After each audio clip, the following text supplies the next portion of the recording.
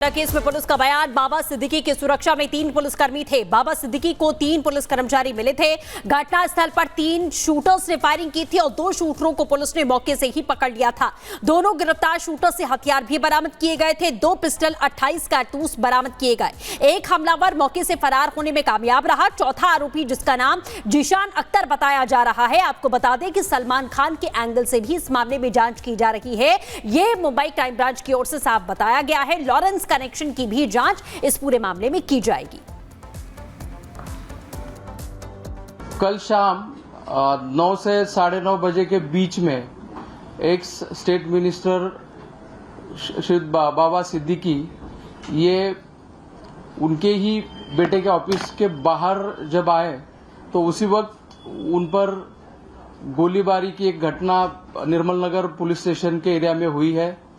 इस घटना के बारे में निर्मल नगर पुलिस स्टेशन में ऑफिस दर्ज किया गया है और तुरंत ही इसका इन्वेस्टिगेशन क्राइम ब्रांच को सौंपा गया है।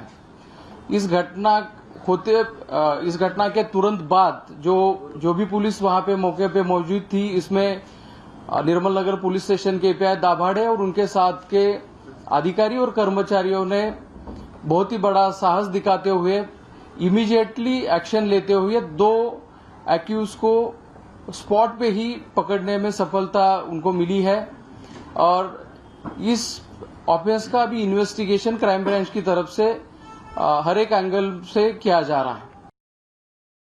जैसे कि आप अभी बोल रहे हैं कि लॉरेंस बिश्नोई या फिर सलमान खान या फिर और भी कोई एंगल होगा, तो इन सभी एंगल से हम जांच कर रहे हैं। जैसे कि आप अभी बोल रहे हैं कि लॉरेंस बिश्नोई या फिर सलमान खान या फिर और भी कोई एंगल होगा, तो इन सभी एंगल से हम जांच कर रहे हैं।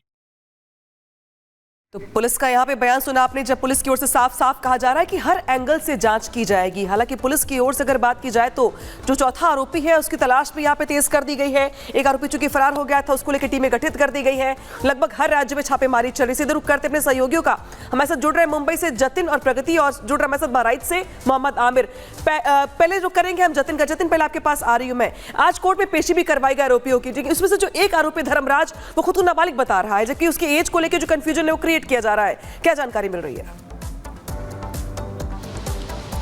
आज बिल्कुल देखिए, पुलिस के पास जो धर्मराज का आधार कार्ड है उसमें उसकी एज 21 साल है, लेकिन कोर्ट के सामने जब ये सवाल रेज हुआ तो कोर्ट ने इसमें प्रिकॉशन लेते हुए बोल दिया कि आप मेडिकल टेस्ट करवा लीजिए और उसके बाद जब मेडिकल टेस्ट की रिपोर्ट आएगी तो दोबारा से जो शूटर है धर्मराज, उसको पेश किया जाएगा। उस मेडिकल टेस्ट में ये क्लियर हो जाएगा कि आखिरकार वो बालिग है या नाबालिग है। लेकिन सबसे बड़ी बात, आपने जो पीसी अभी तक सुनवाई जो कि डीसीपी क्राइम ब्रांच की थी, उन्होंने सलमान खान वाला जो एंगल है उसको डिनाई नहीं किया। उन्होंने ये बोला कि जो भी उनके सामने फैक्ट्स आ रहे हैं उसको वो वेरीफाई कर रहे हैं और उसी बेसिस पर जो इन्वेस्टिगेशन है वो आगे की जा रही है। लेकिन सबसे बड़ा सवाल ये है कि 2 पिस्टल बरामद की गई, 28 जिंदा कारतूस बरामद किए गए, शूटर 3 थे, तो क्या तीसरे शूटर की पिस्टल अभी भी मिसिंग है? आप इस पीसी को जब आप सुन रहे थे प्रेस कॉन्फ्रेंस, जब वो डीसीपी कर रहे थे, उनसे कुछ भी सवाल पूछ लीजिए, वो यही बोल रहे थे कि हम इन्वेस्टिगेशन कर रहे हैं, हम जो भी चीजें निकल कर आएंगी हम आपको बताएंगे। लेकिन जब उनसे ये पूछा गया कि एक और जो शूटर की पिस्टल गायब थी, तो इसको लेकर कोई भी सवाल जवाब नहीं था, सिर्फ गोलमोल जवाब यही मिला कि हम इन्वेस्टिगेशन कर रहे हैं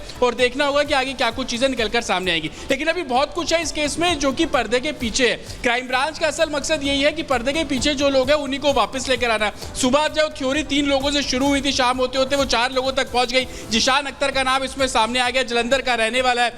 7 जून को वो पटियाला की जेल से बाहर आया। पटियाला की जेल में इसकी एक तरीके से साजिश है रची गई। वहां पर शूटर्स को मोबिलाइज किया गया, उनको पैसों का लालच दिया गया, 3 से 3.5 लाख रुपए देने की बात जो है वो की गई है। तो जो कड़ियां सुबह तक पुलिस के सामने थी, शाम होते होते वो कड़ियां अब जुड़ना शुरू हो गई हैं। लेकिन अभी भी सवाल ये खड़ा हुआ है कि क्या जिशान अख्तर ही ये पूरी प्लानिंग कर रहा था?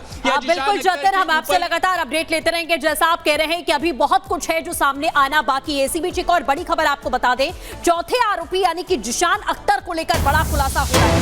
जेल में लॉरेंस गैंग के संपर्क में आया था जिशान अख्तर। 7 जून को पटियाला जेल से बाहर आया था जिशान, ये जानकारी यहां पर मिली है। तो कैसे लॉरेंस बिश्नोई गैंग का कनेक्शन इस पूरे मामले में सामने आ रहा है। अब ये बड़े खुलासे हो रहे हैं। चौथे आरोपी जिशान अख्तर को लेकर ये तमाम बड़ी बातें सामने आई हैं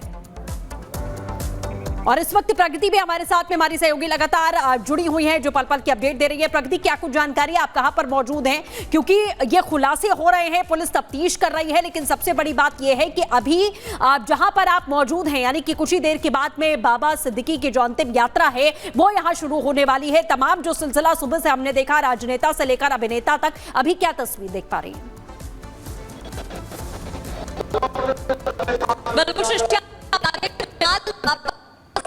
मात्रा में यहाँ पर बड़ी संख्या में लोगों की भीड़ है, क्योंकि बताया जाता है बाबा सिद्दीकी दीनदान का बहुत काम किया करते थे और लोगों के मन में उनके प्रति प्रेम है, जो साफ तौर में इन तस्वीरों में नजर आ रहा है।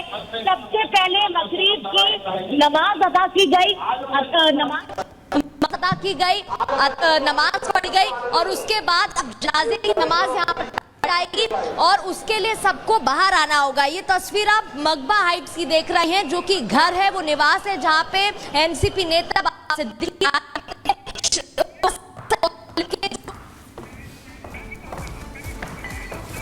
तो प्रगति लगातार बता रही है कि किस तरीके से बाबा सिद्दीकी के घर के बाहर जो है लोगों का जमावड़ा लगातार लगा हुआ है, जो लोग अंतिम दर्शन करने के लिए पहुंच रहे हैं वहां पे।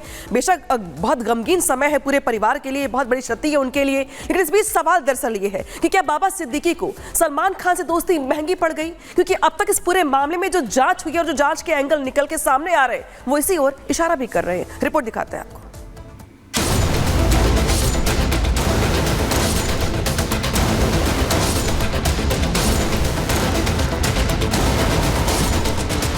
एनसीपी नेता बाबा सिद्दीकी की मौत से माया नगरी मुंबई दहल उठी है। बाबा सिद्दीकी की हत्या किसने की, अब तक इस पर सस्पेंस है, मगर शक की सुई सलमान खान के जानी दुश्मन लॉरेंस बिश्नोई की तरफ घूम रही है। लॉरेंस बिश्नोई पर शक इसलिए भी किया जा रहा है क्योंकि मुंबई पुलिस ने एनसीपी नेता बाबा सिद्दीकी की हत्या करने के आरोप में जिन 2 आरोपियों को गिरफ्तार किया है, उन्होंने पूछताछ में लॉरेंस बिश्नोई गैंग से जुड़े होने का दावा किया है।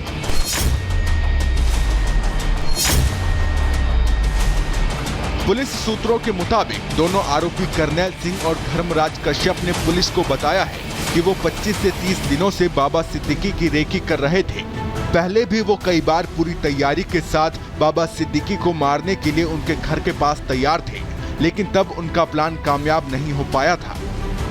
लेकिन दशहरा के मौके पर दोनों आरोपियों को वो मौका मिल गया जिसका वो 25 से 30 दिन से इंतजार कर रहे थे, और इस बार लॉरेंस के शूटरों ने एनसीपी नेता बाबा सिद्दीकी की हत्या कर दी। लॉरेंस के शूटरों ने बाबा सिद्दीकी को क्यों मारा, इसका तो अभी तक खुलासा नहीं हो पाया है, लेकिन माना जा रहा है कि सलमान खान से नजदीकियों के चलते ही लॉरेंस बिश्नोई गैंग ने मर्डर की इस वारदात को अंजाम दिया है। ये कयास इसलिए भी लगाए जा रहे हैं क्योंकि बाबा सिद्दीकी के सलमान खान के साथ गहरे संबंध थे। बताया जाता है कि बाबा सिद्दीकी ने ही सुपरस्टार सलमान खान और शाहरुख खान के बीच सालों से चल रही दुश्मनी को मिटाकर दोनों के बीच सुलह करवाई थी, और सलमान शाहरुख की सुलह कराने के बाद से ही बाबा सिद्दीकी सुर्खियों में आ गए थे। ये तो सिर्फ कयास हैं जो बाबा सिद्दीकी के मर्डर की एक वजह हो सकते हैं। हालांकि इस मामले में मुंबई पुलिस की तरफ से ऑफिशियल स्टेटमेंट आना अभी बाकी है। इन्वेस्टिगेशन कई खुलासे कर रही है। जिन 2 शूटर्स को अरेस्ट किया गया, इन्होंने बताया कि वो लॉरेंस बिश्नोई गैंग से जुड़े हुए हैं, क्योंकि सलमान खान के बेहद करीबी माने जाते हैं बाबा सिद्दीकी। लॉरेंस बिश्नोई अक्सर सलमान खान को जान से मारने की धमकी जो है वो देता रहता है। क्या उसी के चलते ये पूरी वारदात को अंजाम दिया गया? तमाम ऐसे सवाल है जो कि मुंबई पुलिस के सामने खड़े हो रहे हैं, और मुंबई पुलिस का कहना है कि हर थ्योरी पर मुंबई पुलिस काम कर रही है। मर्डर की सनसनीखेज घटना के बाद मुंबई क्राइम ब्रांच को मर्डर की गुत्थी सुलझाने की जिम्मेदारी सौंपी गई है, जिसकी महाराष्ट्र से लेकर यूपी हरियाणा तक जांच चल रही है। यहाँ एक गौर करने वाली बात यह भी है कि लॉरेंस गैंग जब भी अपने किसी दुश्मन को मारता है तो वो खुद सामने आकर मर्डर की जिम्मेदारी लेता है, लेकिन अभी तक लॉरेंस गैंग की तरफ से ना कोई बयान आया है और ना ही कोई पोस्ट। इसलिए मुंबई पुलिस मर्डर की इस घटना की हर एंगल से जांच करने में जुटी है और जल्द ही पुलिस कुछ नए खुलासे कर सकती है। Bureau report, Republic Bharat.